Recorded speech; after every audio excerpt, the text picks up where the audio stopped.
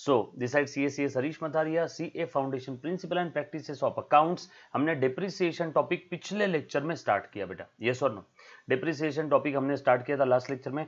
एक बार पिछले लेक्चर में हमने जो कुछ पढ़ा था वो रिवाइज करवा देता हूँ और उसके बाद हम लोग आगे बढ़ते हैं। नोट्स मेरे साथ साथ जैसी मैं लिख रहा हूं वैसी ही आपने बनाना है, बिल्कुल भी आप इसके अंदर में कोई बदमाशी नहीं करोगे। ये नोट्स पूरी एज इट इज मेरे साथ साथ बनाओ। ये ही नोट्स आपको एग्जाम के समय सबसे ज्यादा हेल्प करने वाली है। इसी में मैं आपको सारी tricks, magic tricks, chart, summary notes, सारी चीजें इसी में बना करके देने वाला हूं। यस, कोई तो बच्चा कुछ कहना चाहता है। निकिता बोलिए, निकिता मैडम बोलो। निकिता मैम ने हैंड रेस किया है। निकिता मैम बोलिए, आपकी आवाज हमें आएगी डायरेक्टली। अच्छा चलो ठीक है, कोई बात नहीं, शायद गलती से हो गया रहेगा। सो डिप्रिसिएशन टॉपिक हमने लास्ट लेक्चर में देखा था, एक बार रिवाइज करवा देता हूं बेटा। डिप्रिसिएशन का मैंने सबसे पहले आपको लास्ट लेक्चर में मतलब बताया था। आसान भाषा में जो हम लोग असेट यूज करते हैं, जैसे ये मेरे पास में एक असेट है, ये असेट में यूज करता हूं। असेट यूज करने के बाद ये असेट ला करके रखिए, रेडी फॉर यूज है। असेट रेडी फॉर यूज है, एक्चुअल यूज नहीं किया, रेडी फॉर यूज है, तो भी इसकी वैल्यू कम होती है। जरूरी नहीं कि हर बार असेट की वैल्यू जो कम होती है वो यूज करने की वजह से होती है। अगर असेट रेडी फॉर यूज है, BMW कार खरीदा, पार्किंग में लाके खड़ी कर दिया 1 साल तक, तो भी उसकी वैल्यू कम हो जाती है, just because of passage of time. So आसान भाषा में डिप्रिसिएशन मतलब reduction in book value of depreciable asset, may be because of its use, wear and tear, passage of time. Time pass हो गया, असेट यूज नहीं किया, asset ready for use था लेकिन एक्चुअल यूज नहीं किया, चलेगा। एक्चुअल यूज को चूल्हे में जान दो, कोई लेन देन नहीं है। एक्चुअल यूज को चूल्हे में जान दो, कोई लेन देन नहीं है। असेट रेडी फॉर यूज था तो भी उसका वैल्यू कम हो जाएगा। या फिर इनोवेशन एंड टेक्नोलॉजी की वजह से नए टेक्नोलॉजी वाली असेट आ जाती है तो पुराने टेक्नोलॉजी वाली असेट की वैल्यू कम होती है। मैम सही बोल रहा हूं कि नहीं? 1+6 उसके बाद आया 1+7, 1+7 आया तो पुरानी टेक्नोलॉजी की वैल्यू कम हुई कि नहीं हुई? यस और नो? सो इनमें से कोई एक रीजन की वजह से भी अगर असेट की वैल्यू कम होती है तो जितने से वैल्यू कम हुई उसे हम लोग प्यार से, कैसे? प्यार से डेप्रिसिएशन बोलेंगे। हे कम ऑन, मेरे साथ साथ एक बार रिवाइज करो मेरे बच्चे। So depreciation is the reduction in book value of depreciable asset, may be because of its use, wear and tear, passage of time, innovation and technology, etcetera etcetera etcetera. Yes और no? या फिर एक और मैंने meaning बताया था आपको, depreciation is the process of allocation of cost of depreciable asset. Depreciable asset की कॉस्ट को अलोकेट करने की प्रोसेस को हम लोग डेप्रिसिएशन बोलते हैं। अब आप बोलोगे सर डेप्रिसिएबल असेट मतलब क्या? वो असेट जो ये चारों के चारों कंडीशन फुलफिल कर रही है, उसी असेट को मैं प्यार से डेप्रिसिएबल असेट बोलूंगा। Condition number 1, condition number 2, condition number 3, condition number 4, जो असेट ये चारों कंडीशन फुलफिल करेगी उसी असेट को मैं डेप्रिसिएबल असेट बोलने वाला हूं। पहली कंडीशन, वो असेट की useful life more than 1 year होनी चाहिए। दूसरी कंडीशन, यूजफुल लाइफ लिमिटेड होनी चाहिए। तीसरी कंडीशन, वो असेट बिजनेस पर्पस के लिए यूज होना चाहिए। और चौथी कंडीशन, उस असेट की ओनरशिप हमारे पास होनी चाहिए। पड़ोसी की असेट पे हम डेप्रिसिएशन नहीं लगा सकते। सेम ही, यस और नो? असेट का मालिकाना हक आपके पास होना चाहिए कि नहीं होना चाहिए? अगर कोई असेट ये चारों के चारों कंडीशन अगर पूरी करती है तो ही उस असेट को डेप्रिसिएबल असेट बोलेंगे और तो ही वो उस असेट पे डेप्रिसिएशन चार्ज करेंगे। और डेप्रिसिएशन ये खर्चा है बेटा। डेप्रिसिएशन ये क्या है? एक्सपेंस है। डेप्रिसिएशन एक्सपेंस है। एक्सपेंस का डेबिट बैलेंस बढ़ता है, डेबिट करो कम हुआ, क्रेडिट करो बढ़ना कम होना समझेगा ट्रांजेक्शन से। दूसरी प्रोसेस, असेट की कॉस्ट है मान लो 100 रुपए, 4 साल चलने वाली है, 100 रुपए 4 वर्ष, 100 साल, 100 रुपए 4 साल में, तो 1 साल का कितना? 25 25 25, आसान भाषा में। So is the process of allocation of cost. Asset की कॉस्ट को यूजफुल लाइफ पे एलोकेट कर दिया, बाइफरकेट कर दिया, डिस्ट्रीब्यूट कर दिया, बांट दिया, इस प्रोसेस को डिप्रिसिएशन बोलेंगे। सो एक्सपेंस है, डेबिट बैलेंस है, बढ़ रहा है तो डेबिट, कम हुआ क्रेडिट। अकाउंटिंग ट्रीटमेंट हमने देखा था लास्ट लेक्चर में। पहला वाला मेथड है अकाउंटिंग का, डिप्रिसिएशन की अकाउंटिंग 2 तरीके से होती है। SLM WDV मत बोलना। डिप्रिसिएशन की अकाउंटिंग कितने तरीके से होती है? 2 तरीके से है। कम ऑन, सब लोग मेरे साथ में है क्या? जो बच्चा लास्ट लेक्चर में नहीं था प्लीज ध्यान देना। जो बच्चा लास्ट लेक्चर में नहीं था उस बच्चे को रिकॉर्डेड लेक्चर भी मिल जाएगा, जो बच्चा लास्ट लेक्चर में नहीं था वो बच्चे को रिकॉर्डेड लेक्चर तो मिलेगा ही मिलेगा, साथ साथ रिवीजन भी करवा रहा हूं, तो मेरे साथ साथ बने रहना। यस बेटा बोलो। दाजी मला मेसेज कर ना किती क्लास मध्ये म्हणून, कॉल करते मला। कौन बात कर रहा है बेटा?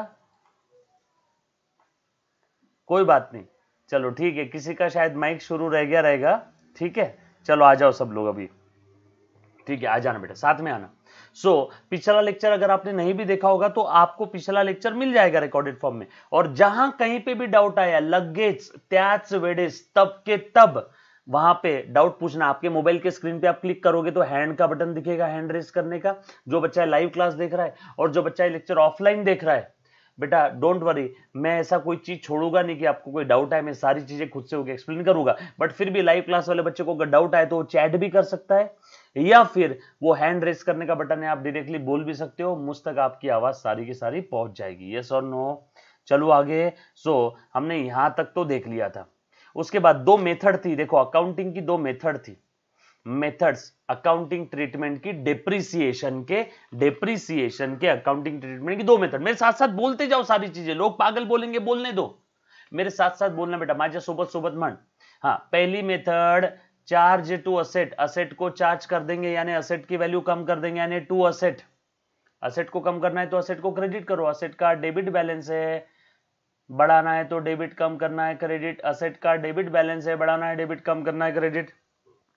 डिप्रिसिएशन की वजह से असेट की वैल्यू कम हो रही है, देखो मैं असेट को क्रेडिट कर रहा हूं, पहली मेथड में हमने डिप्रिसिएशन को कहां चार्ज किया? असेट में, तो असेट की वैल्यू कम हो गई।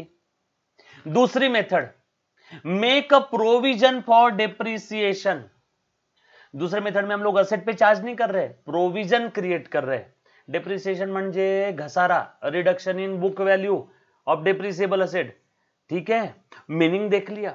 अकाउंटिंग ट्रीटमेंट के लिए दो मेथड है, पहली मेथड चार्ज टू असेट, देखो असेट को कम कर दिया, दूसरी मेथड है मेक अ प्रोविजन, ये बड़ा इकडे लक्ष दे, दूसरी मेथड है मेक अ प्रोविजन, यानी प्रोविजन क्रिएट करना है।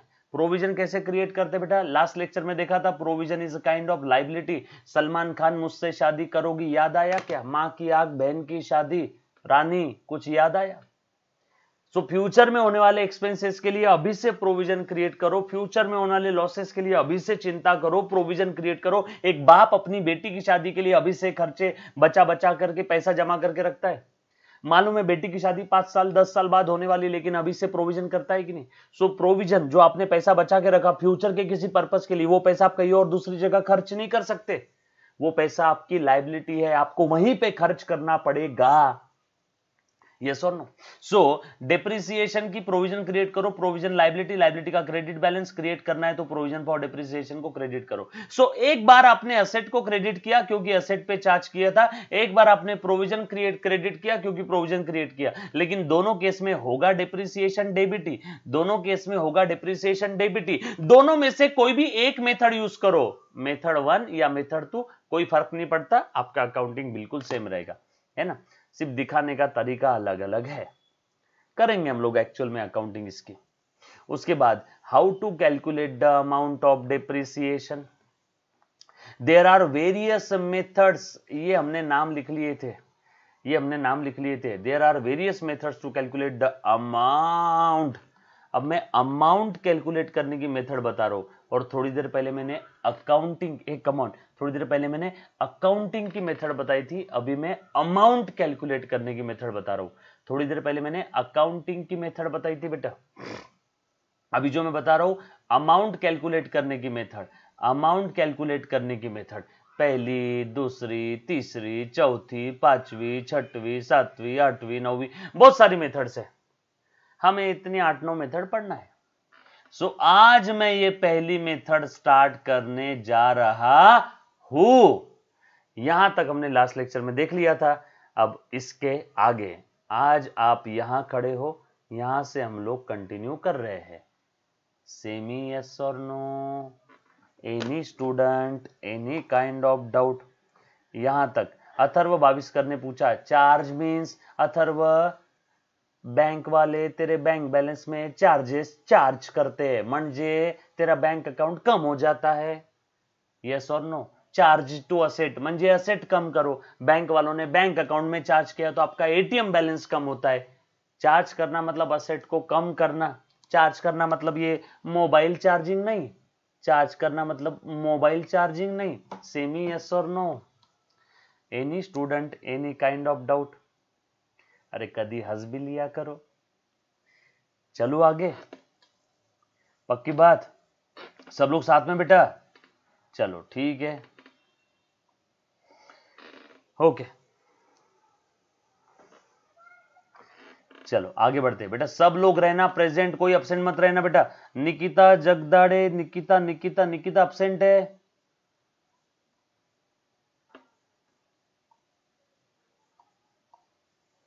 चल ठीक है, आगे बढ़ते बेटा। सो आज मैं पहला वाला मेथड स्टार्ट कर रहा हूं, दिख रहा है बेटा सभी को? सत्यम ने पूछा sir why we consider provision as a liability. Satyam एक काम करते, मैं तेरा इस सवाल का जवाब देना चाहूंगा, कैसे जरा ध्यान देना, अच्छे से ध्यान देना बेटा। देखो सत्यम के मैं सवाल का जवाब दे रहा हूं। सत्यम आपको पता है कि फ्यूचर में, है ना, आज 1 अप्रैल है 2020, आपको 1 मई 2020 को फॉर एग्जाम्पल आपका बर्थडे है और बर्थडे पार्टी करने के लिए आपको, प्लीज ध्यान देना, 5,000 रुपए की जरूरत पड़ने वाली है। ये आपको आज ही पता है, टुडे, ये आपको आज ही पता है, ये आपको आज ही पता है कि फ्यूचर में 5,000 रुपए लगने वाले। तो फ्यूचर में होने वाले एक्सपेंसेस के लिए आप अभी से चिंता करते हो, यस और नो? तो आपने अभी से बचा बचा के रख लिए। 1 अप्रैल को 2-3 हजार रुपए बचा है, 2 अप्रैल को आपने 3,000 रुपए और बचाए, कहीं कहीं से इधर उधर से, टोटल आपने आज बचा लिए सेव किया 5,000 रुपए। अब मैं 5 अप्रैल को आपके पास आता हूं और सत्यम बोलता हूं, सत्यम तेरे पर्स में 5,000 रुपए पड़े, चल अपन वो 5,000 रुपए की कहीं पार्टी करते, कहीं तो मुझे उधार दे दे, कहीं खर्चा कर देते। बोलो सत्यम, आप वो 5,000 रुपए किसी को दोगे क्या, या छोड़ो आप वो 5,000 आप खुद भी कहीं यूज करोगे क्या? सेमी यस और नो, सेमी यस और नो। सत्यम, जो 5,000 रुपए आपने आपके बर्थडे के लिए निकाल के रखे, क्या वो 5,000 आप भी कहीं और यूज करने वाले हो क्या? ये 5,000, वेरी गुड सत्यम, ये 5,000 आप आपके पार्टी के लिए निकाल के रखे हो, ये 5,000 आपको इस दिन देने पड़ेंगे, इस दिन आपको देने पड़ेंगे, यस और नो? जब भी कोई पैसा आपको फ्यूचर में देना पड़ता है, उस पैसे को हम लोग लायबिलिटी बोलते हैं। फ्यूचर के खर्चों के लिए आपने अभी से प्रोविजन बचत करके रखा है, और ये 5,000 आप और कहीं भी यूज नहीं कर सकते हो एक्सेप्ट बर्थडे पार्टी, यस और नो? तो आपको वही यूज करना पड़ेगा। तो ये, इसे हम लोग अकाउंटिंग की भाषा में लायबिलिटीज बोलते ना सत्यम?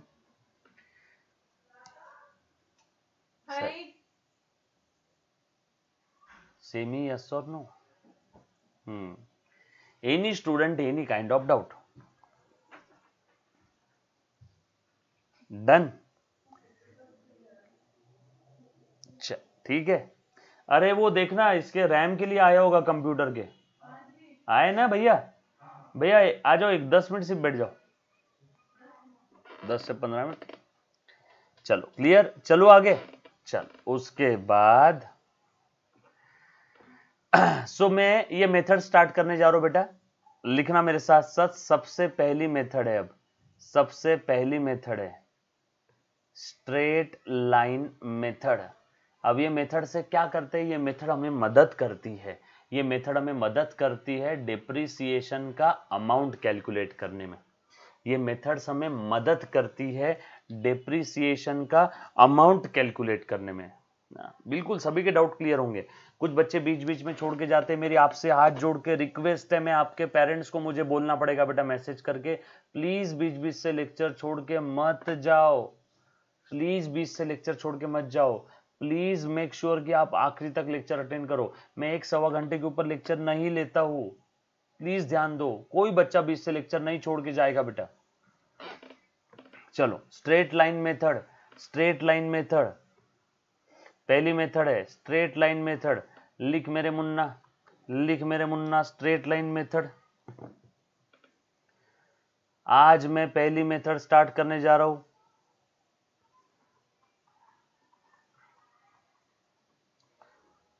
Methods of depreciation for calculating the amount of depreciation। Amount calculate करने की मेथड्स है। सर कौन सी मेथड है? यही जो ऊपर लिखवा के दी थी। आज पहली मेथड स्टार्ट करने जा रहा हूं, अच्छे से ध्यान देना। पहली मेथड का नाम है स्ट्रेट लाइन। अब इसका नाम ऐसा क्यों है, काई को, कैसे, सारा लॉजिक बताऊंगा। डोंट वरी, बोलो हरी। पहली मेथड लिखो,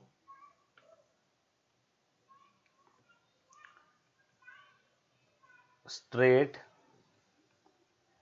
लाइन मेथड। इसी को प्यार से हिस्टोरिक कॉस्ट मेथड भी कहते हैं।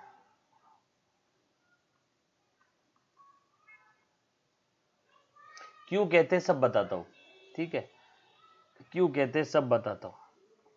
नीचे यहां एक लाइन की जगह छोड़ देना, गिव वन लाइन स्पेस, है ना, लेफ्ट वन लाइन स्पेस, ठीक है? उसके बाद नीचे लिखो, अभी अमाउंट कैलकुलेट करना है डेप्रिसिएशन का, तो लिखो फॉर्मूला पहले बताऊंगा फिर एक्सप्लेन करूंगा।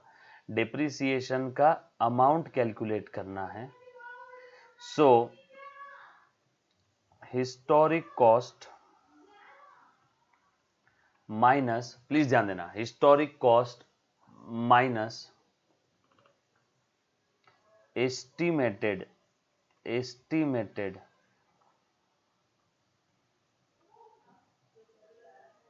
Scrap value divided bye,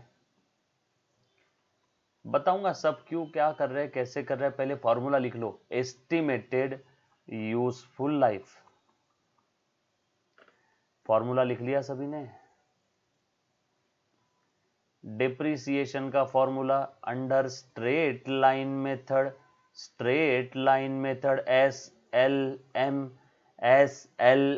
straight line method लिख लिया बेटा सभी ने? ओके, चल बहुत बढ़िया। निहाल ने लिख लिया, बाकी बच्चों ने लिख लिया बेटा? बहुत बढ़िया बच्चों, मेरे प्यारे बच्चों, जहां भी डाउट आया, जैसा भी डाउट आया, तब के तब पूछने का। आपके पेरेंट्स के मेहनत के कमाए हुए पैसे की कसम है आपको। डाउट अनसॉल्व मत रखना, लेक्चर एक भी मिस मत करना। प्रोफेशनल एग्जाम के लिए आपने एडमिशन लिया है तो क्लियर होना चाहिए, और अकाउंट सब्जेक्ट की जिम्मेदारी मेरी है। तो प्लीज इसको हल्के में मत लेना, मजाक में मत लेना, रेगुलर रहना। कुछ बच्चे बीच बीच से लेक्चर छोड़ के चले जाते, वैसा मत करो। ये आपका फायदा है बेटा। इसमें हर एक चीज में बार बार रिपीट करके बता रहा हूं। इसमें डेफिनेटली आपका मेरे साथ साथ सब कुछ लर्न हो जाना चाहिए, मेरे साथ साथ लर्न हो जाना चाहिए। क्लियर? चलो आगे। ओके, चल ध्यान देना बेटा। ओके, आ जाओ। सो अब देखो, मैं एक एग्जांपल ले रहा हूं ये फॉर्मूला समझाने के लिए। इसमें फॉर्मूला कितने? दो है, पहले दोनों भी फॉर्मूला लिख लो। ये पहला, ये दूसरा। स्ट्रेट लाइन मेथड में दो फॉर्मूला है, दूसरा फॉर्मूला एक और है, डेप्रिसिएशन का अमाउंट कैलकुलेट करने का फॉर्मूला। और ऐसा as it is copy paste, बस मेरी जैसा लिख रहा हूं वैसा लिख लेना एक बार। If rate of depreciation is given, अगर रेट ऑफ डेप्रिसिएशन दिया हुआ है तो क्या फॉर्मूला रहेगा? If rate of depreciation is given, then amount of depreciation is equal to historic cost, उस असेट के हिस्टोरिक कॉस्ट की बात चल रही है, into rate of depreciation. That's it, game over. दो ही फॉर्मूला है, क्लियर? ऊपर वाले फॉर्मूला के यहां पे ऐसा लिख दो, इफ मैं सब एक्सप्लेन करता हूं, क्या फॉर्मूला है, क्यों आया, कैसे, काय को, सब एक्सप्लेन करता हूं। सिर्फ पहले लिख लो, मैं एक्सप्लेन करता हूं। If rate of depreciation is not given,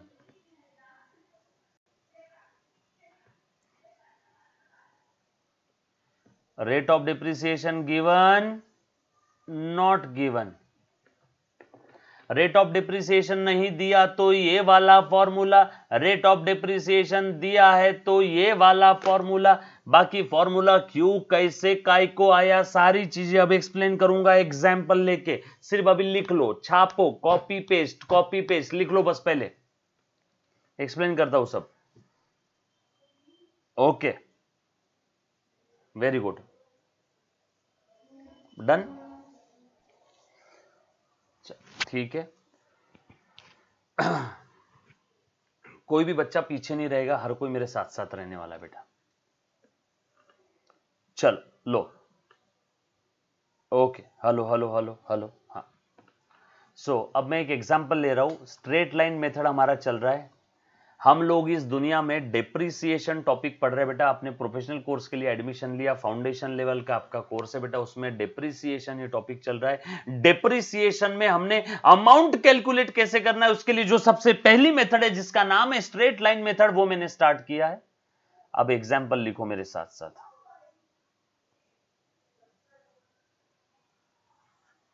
example लिखना है मेरे साथ साथ। क्वेश्चन 1 या एग्जाम्पल 1 ऐसा लिखो, एग्जाम्पल 1 लिखो बेटा। कॉस्ट ऑफ असेट,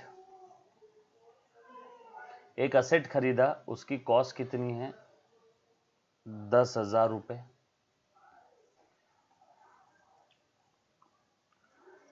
उसकी सैल्वेज वैल्यू, सैल्वेज वैल्यू मतलब क्या होता है, लिख लो। सैल्वेज वैल्यू मतलब असेट की यूजफुल लाइफ खत्म होने के बाद वो असेट बेच के जो कुछ हमें मिलने वाला है, असेट की यूजफुल लाइफ खत्म होने के बाद वो असेट बेच के जो कुछ हमें मिलने वाला है, उस वैल्यू को हम लोग सैल्वेज या स्क्रैप वैल्यू या भंगार में जब असेट बेचते हैं, असेट की यूजफुल लाइफ खत्म होने के बाद असेट को भंगार में बेच के जो पैसा मिलता है, that is called as salvage और स्क्रैप वैल्यू। आपको समझाने के लिए वो दिया है 2,000 रुपए। और असेट की एस्टिमेटेड यूजफुल लाइफ आपको दी है। वो जो असेट मैंने खरीदा, मान लो असेट कौन सी है, मशीन होगी कोई, वो असेट की यूजफुल लाइफ अंदाज एस्टिमेटेड यूजफुल लाइफ है आपको समझाने के लिए 4 साल। कितनी है, 4 साल। और आपको क्या पूछा है, डेप्रिसिएशन कैलकुलेट करना है फर्स्ट ईयर का और थर्ड ईयर का, बरोबर है। और आपको मेथड कौन सी यूज करने के लिए बोला इन्होंने बोला स्ट्रेट लाइन मेथड यूज करो।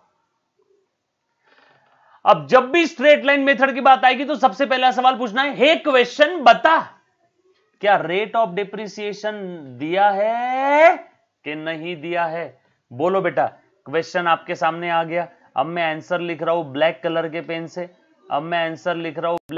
पेन से, बोलो, रेट ऑफ डिप्रिसिएशन दिया है कि नहीं दिया है। बोलो, रेट ऑफ डिप्रिसिएशन दिया है कि नहीं दिया है।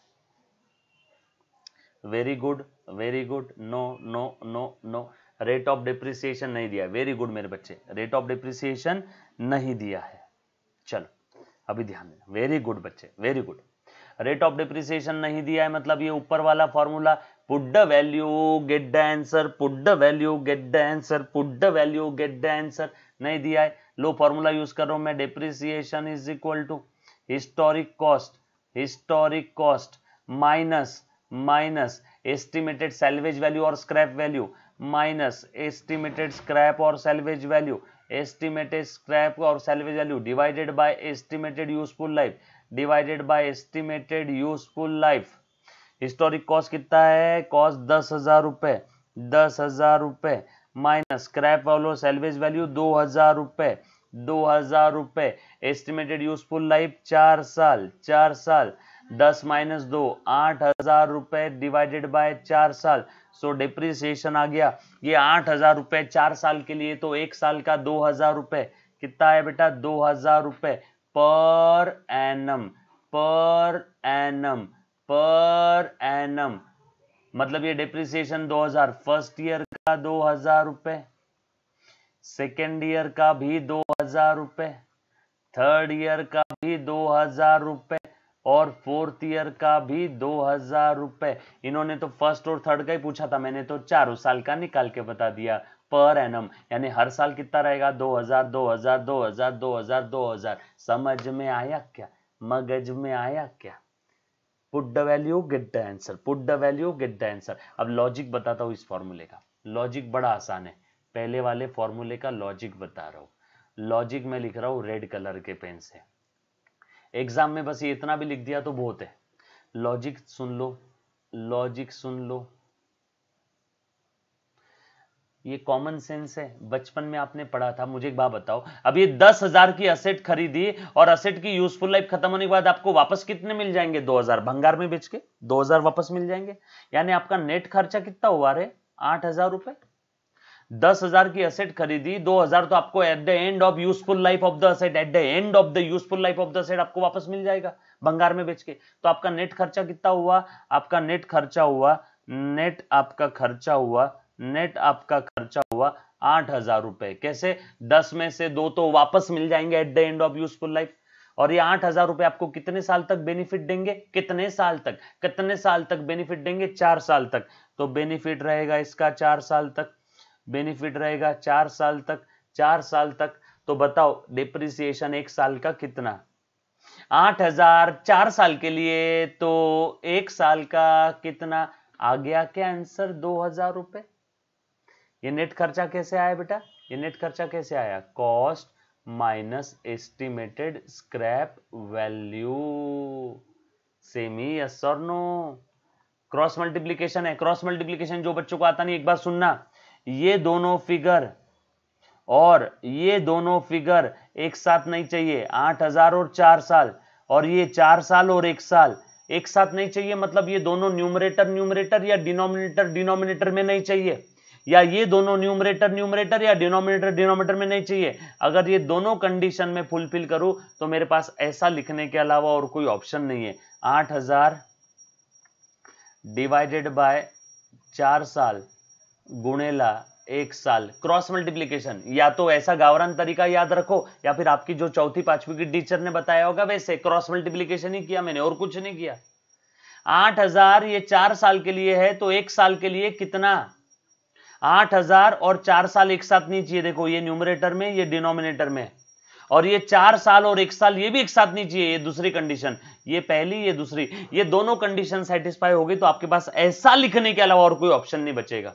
देखो 4 साल नीचे है और ये 1 साल न्यूमरेटर में, ये दोनों एक साथ नहीं है, और ये 8,000 4,000 ये दोनों एक साथ नहीं चाहिए। आंसर कितना आ गया? 2,000। क्रॉस मल्टीप्लीकेशन है। Any student any kind of doubt? Clear है?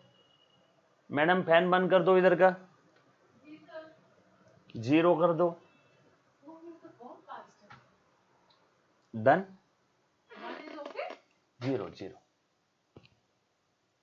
Okay 1 okay done. यहां तक किसी को कोई डाउट है तो पहले एक बार पूछ ले। Any student any kind of doubt? Historic cost, Sauran Khan ने सवाल पूछा है सर हिस्टोरिक कॉस्ट मतलब क्या?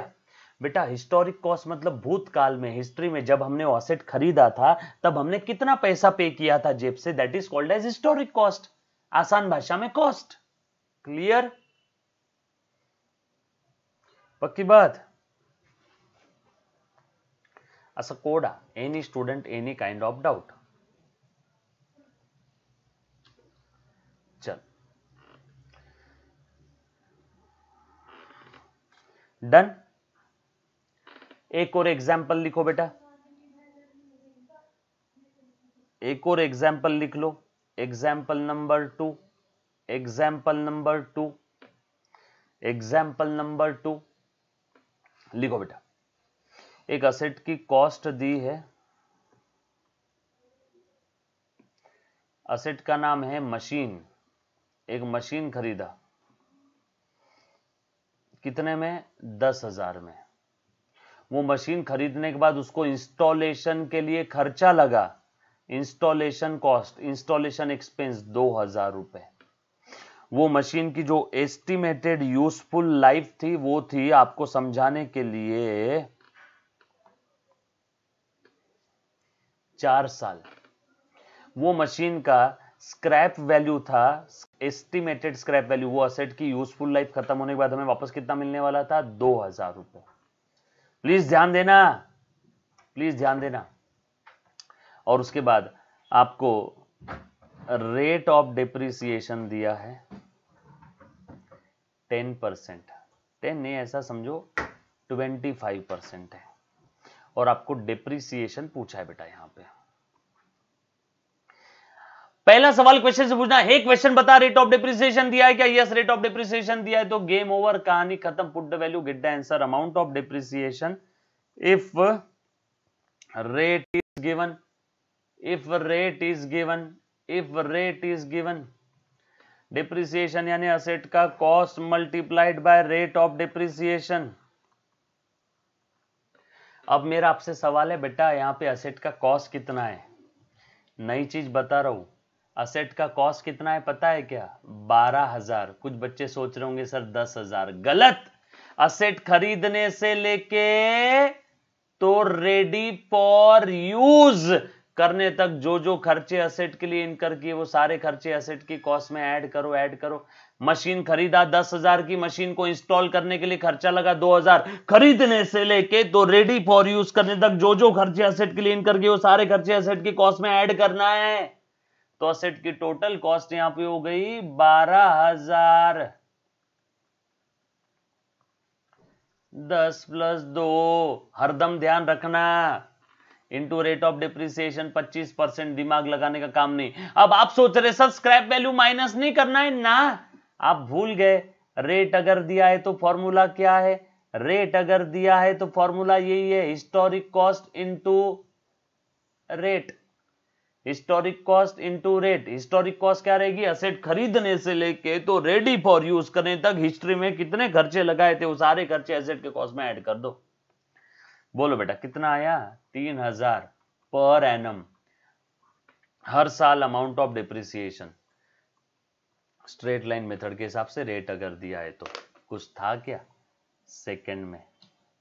Any student, any kind of doubt? Nihal clear हुआ मेरे बच्चे? 2800 नहीं रहेगा, बहुत आसान है, मैंने पहले बताया था।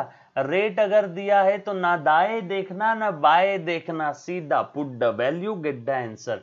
रेट अगर दिया है तो कॉस्ट इनटू रेट, रेट अगर दिया है तो कॉस्ट इनटू रेट, रेट दिया है तो स्क्रैप वैल्यू माइनस नहीं करना, रेट दिया है तो ये formula put the value get the answer, put the value get the answer.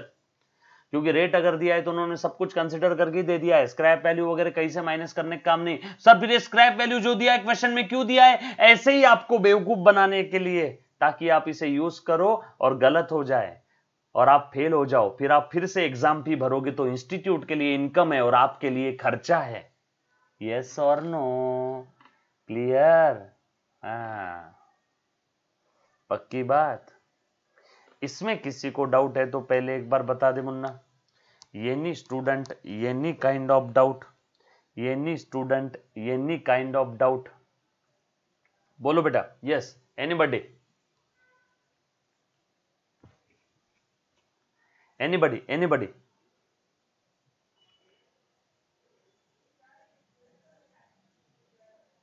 Clear? पक्की बात? सभी का क्लियर हुआ ना? हाँ डन। एक चीज और लिख लो, डेप्रिसिएशन स्ट्रेट लाइन मेथड में full form of PQ, full form of PQ, PQ PQ कहां ले? पीए, पीए पर एनम, पीए पर एनम, पर एनम, हर साल, दर साल, दर वर्षी। एक इंपॉर्टेंट पॉइंट और लिख लो, स्ट्रेट लाइन मेथड में हर साल अमाउंट ऑफ डिप्रिसिएशन सेम है। देखो पहले साल भी 2,000, दूसरे साल भी 2,000, तीसरे साल भी 2,000, हर साल पर एनम, हर साल अमाउंट ऑफ डिप्रिसिएशन सेम रहता।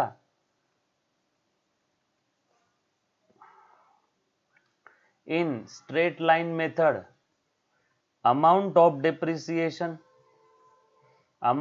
depreciation will remain same